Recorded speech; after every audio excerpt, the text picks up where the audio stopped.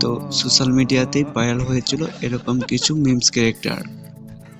তাদের কোনো এক মুহূর্ত সোশ্যাল মিডিয়ার মধ্যে মুহূর্তেই ভাইরাল হয়ে যায়। সামান্য মুহূর্ত তাদের এই ভাইরাল হওয়ার কারণে তারা পৃথিবীর সামনে আজ জনপ্রিয়।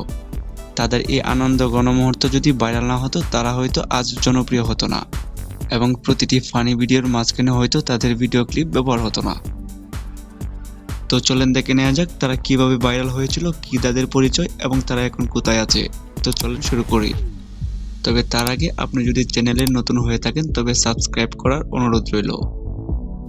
তো প্রথমে দেখে নেওয়া যাক অরুণ কুমার। এই হাসির রাজা ছেলেটি এক হাসিতে ভাইরাল হয়েছিল সারা বিশ্বে। ভারতের তেলেঙ্গার একটি দরিদ্র পরিবারে জন্মগ্রহণ করেছিল এই ছেলেটি। পারিবারিক অভাবের কারণে পড়াশোনা করতে না পারায় ট্রাকের হেল্পার বা ক্লিনার হিসেবে কাজ শুরু করেন এই ছেলেটি। তো সে ছেলেটি নেহারু নামের এক ট্রাক ড্রাইভারের সাথে কাজ করত। তো একদিন কাজের শেষে ড্রাইভার তাকে একটি জোকস বা গল্প শোনায়। তখন তার হাতে একটি চায়ের কাপ। তখন সেই ছেলেটা এটা শুনে হাসি থামাতে যেন পারছে না। এখন এই অরুণ কুমার সারা বিশ্বে ভাইরাল। তো তার সেই হাসি ভারতের সরকারের চোখে পড়ে। বর্তমান সরকারের সহযোগিতায় পড়াশোনা করছে ছেলেটি। গায়ক নাবিল সেফটি। ফানি ভিডিওর শেষে এই হাসিটি যুক্ত না করলে যেন ফানি ভিডিও জমে না। তিনি মূলত আলজেরিয়ার জনপ্রিয় সিঙ্গার ও কমেডিয়ান। 2013 সালে একটি প্রতিযোগিতামূলক অনুষ্ঠানে অংশ নেওয়ার সময় তিনি গানের সুর শুরু করেন। তবে তিনি গানের মাঝখানে যেন হাসি থামাতে পারছে না। তার এই হাসি দেখে বিচারকরাও হাসতে শুরু করেন। মজার সেই মুহূর্তটি রাতারাতি ভাইরাল হয়ে যায় এবং জনপ্রিয় ফানি মিমস হিসেবে পরিণত হয়।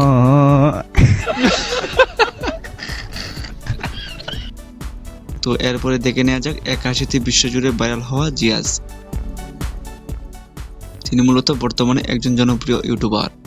তিনি এবং তার বন্ধু মিলে তাদের চ্যানেলে বিভিন্ন গান বা ভিডিওর রিয়াকশন তৈরি করতেন।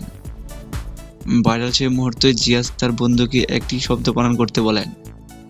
তবে তার বন্ধু সে বানানটি করতে গিয়ে বারবার আটকে যাচ্ছে, যা দেখে জিয়াজ হাসি থামাতে পারছে না।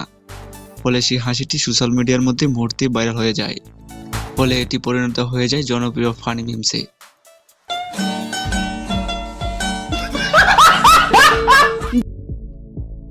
মুতাহার আনাস। তিনি একজন জনপ্রিয় ভারতীয় ইউটিউবার। 2016 সালে তিনি একটি হরর গেম খেলা অবস্থায় গেমের মাঝখানে হঠাৎ এমন এক ছবি আসে যা দেখে তিনি অদ্ভুতভাবে হাসতে শুরু করেন।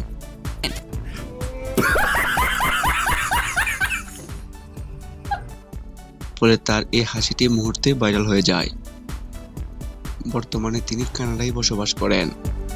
কাঁদতে কাঁদতে হেসে দেওয়া ছেলেটির ভিডিও কে না দেখেছে। ছেলেটির নাম আলবার্ট অ্যাবসু নেকোটে। ছেলেটি পশ্চিম আফ্রিকার। ভাইরাল মুহূর্ত বাচ্চাটি মন খারাপ করে কান্না করছিল। সেখানে তার দিদি তাকে শান্ত করার জন্য একটি মজার গান গাইতে শুরু করেন। গান শুনতে সে কাঁদতে কাঁদতে হেসে দেন। মুহূর্তে সোশ্যাল মিডিয়ায় সেটা ভাইরাল হয়ে যায়। বর্তমান ফানি মিমস হিসেবে এটি বেশ জনপ্রিয়।